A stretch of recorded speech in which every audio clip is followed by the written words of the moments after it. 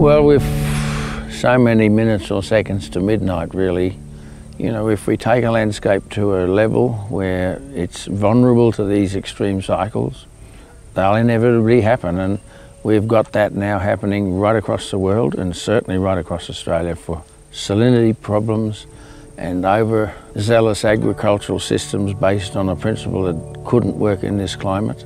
So all of those things are saying Australia will look like the Sahara Desert, no question. So we must immediately start to do something about this. My name is Peter Andrews, and I discovered some time ago, maybe over 40 years, that the Australian landscape had this amazing opportunity for humans to recognise what we'd done wrong and what we could do to remedy that. To me, the natural sequence farming is a recognition of the relationships between plants, water and the sunlight, and then the gravity which is controlling it. Simple components, plants, processes they execute, bringing about a function that made this landscape great.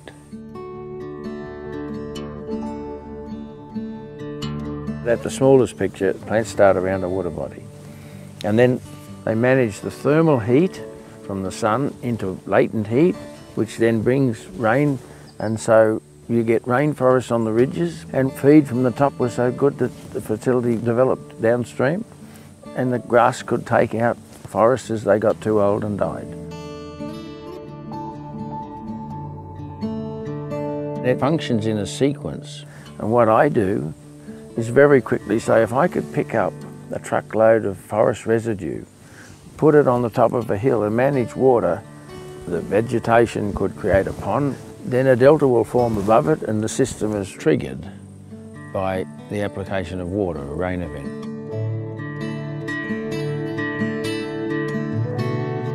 The example that this continent is definitely showing us is these three things. Slow the flow, let every plant grow, and you've got to watch where the animals go. Obviously, if you're going to not filter the water, it's going to rush away and carry all your assets away. So you slow the flow. The only way you can do that is with plants, really. So you let all plants grow. That's going to do the second job that you need. And the animals who interfere with that disrupt the plants, so you've got to watch where the animals go.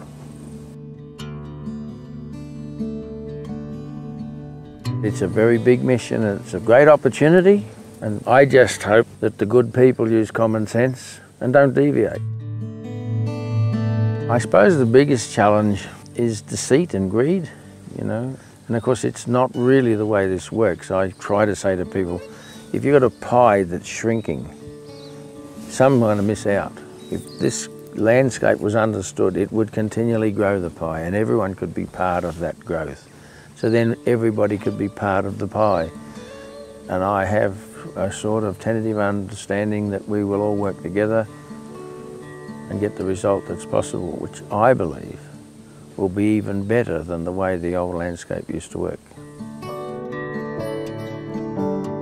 So everyone today, if we grew a plant, become part of Team Australia, we could sort of save the world from an environmental disaster. And it's known, it's publicised, it now has to be acted on.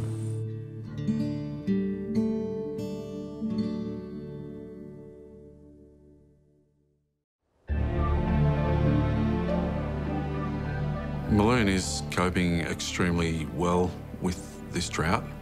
Despite it being the driest 6 months on record, Maloon Farm is doing a lot better than other properties. The paddocks may look brown at the moment, but underneath the surface, the soil is alive. If you want to see how to beat the drought, the answer is less than 1 hour from Canberra.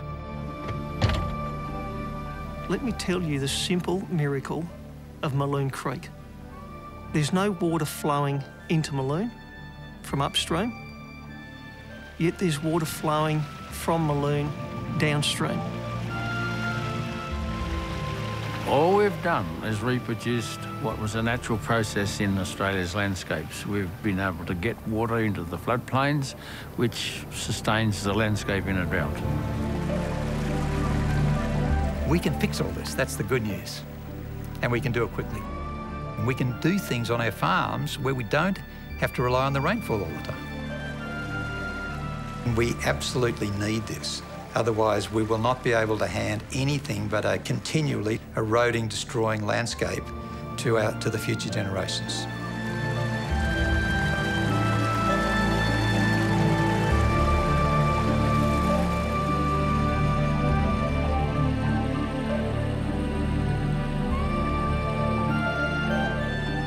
The success of Maloon is a testament to a moment in time when two giants of Australian agriculture came together and met.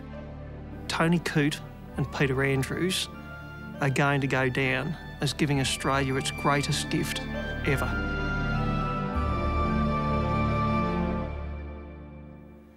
They've shown farmers not only how to survive during droughts, but how to thrive. My property, Maloon Creek Natural Farms, is about 6,000 acres between Canberra and the coast. I've had this farm for about 40 years. Over this period of time, we've shifted from conventional agriculture to doing everything totally naturally.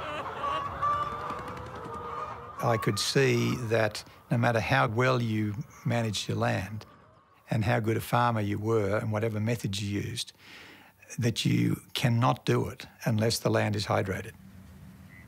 Peter Andrews can look at a landscape like a musician can look at a piece of music.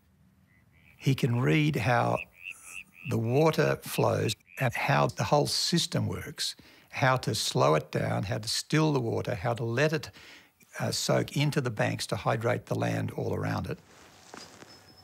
Tony was inclined to say, I want to make a legacy because I believe the world should know about this. And he just put every bit of effort he could into it to achieve that outcome. Tony Coote approached Peter Andrews when he was in a horrible drought in 2006.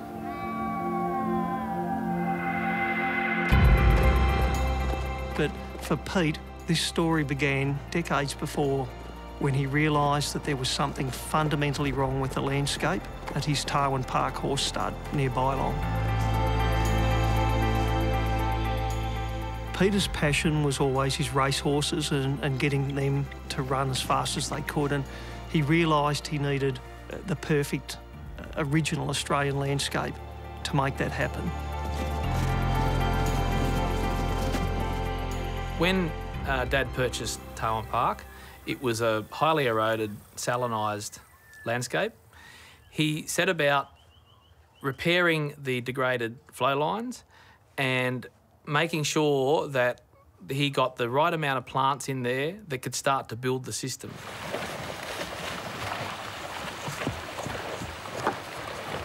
Within only a couple of years, Peter turned Tarwin Park into a flourishing, productive and vibrant landscape.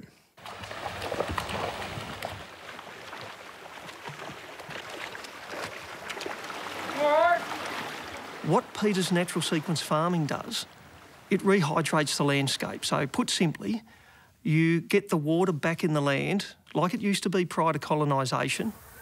I saw that for land to go through a drought, you had to have reserves of water somewhere. And there were shapes in these sediments in the floodplains which proved that they worked like a series of giant sponges that filled up and they trickle-fed the rest of the system through the dry periods. And so I said, well, let me see if I can do that. Maybe I'll fill up a floodplain and see what happens. The first thing he did was tried correcting the constantly eroding creek. So he brought in a bulldozer and he battered the banks down and he built some structures in the creek and planted willow trees and reeds. Certainly a lot of the neighbours were a little bit worried that he was taking all the water by blocking it up in the creek. They call in the authorities quite regularly. He used to always get phone calls from the departments saying, what are you doing? Quite often they just come out here and I know I remember lots of heated discussions with neighbours out the front of the house, people concerned about what he was doing. He was using weeds when we're spending billions of dollars to get rid of them. He was planting willows when you get government grants to take them out. He was planting reed beds when people thought you pull them out of swamps. Everything he did was contrary to what everybody was being told by the authorities, and this created an enormous atmosphere of fear and mistrust. He was seen as the heretical bloke up the valley, the nutter who wouldn't listen to anyone and who just did his own thing. What Peter did was to hold the water back, not dam it, not prevent it from moving, but to slow it down so that the water, the wet paddock remained wet. Water's filling the hole. Stage one is to get the erosive processes out. The results that I saw when I got to the farm for the first time on that first day was clear indications of the beginning of a recovery of land which had clearly was severely degraded. Once you get the hydrology right, this grass mix will stand 5 months or more. That's fantastic. So that's 5 centimetres of soil formation. I go over farmland all across the Central West and you never see soil being built, you see it being degraded. I think it's the most significant contribution to landscape restoration that I've seen in Australia. If you go to the properties where Peter Andrews has been working, those properties from the air are green. The neighbouring property is brown.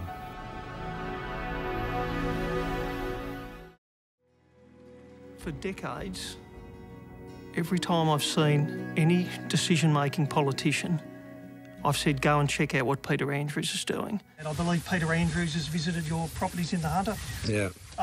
Yeah, I know Peter well. Why is it that we can't seem to get a federal holistic response? I can take you to 20 farms where people are not struggling. Can I just say to you, every property is different, you know, and it depends a lot on your topography. There are different parts of the country where that's not, you know, that isn't as applicable. That's my only point. I am so sick of politicians, of farmer groups and government agencies telling me, oh, Peter Andrews only works where you've got a little creek in a mountain valley. That is an absolute load of crap. I've seen it work on flat lands, I've seen it work on steep lands. It can work anywhere.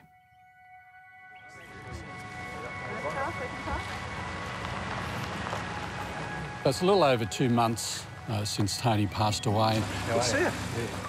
He was aware that we were organising for the Prime Minister and Agriculture Minister to come out. Thank you very much. It was great to be out here. So it's finally happened, and he would certainly be very pleased. We've actually experienced the seven driest months since the late 1800s. Yeah. But we've still got water trickling through the leaky weir down here of Peter's Ponds. They certainly were impressed. So it's the vegetation, it's the whole thing. Yeah, absolutely, it's everything. It's great to have Peter Edwards here too, and Peter Andrews, to be here, who's been the real leader and visionary behind the science. The Prime Minister was very positive about taking what he saw forward into government initiatives, particularly government investing in this sort of work more broadly across Australia. This needs to be replicated right around our nation, a nation that looks after its soil, looks after itself, and it's the important work that you're doing here is a model to everyone. Great to see you, mate. I feel very confident that this is a real turning point for the future.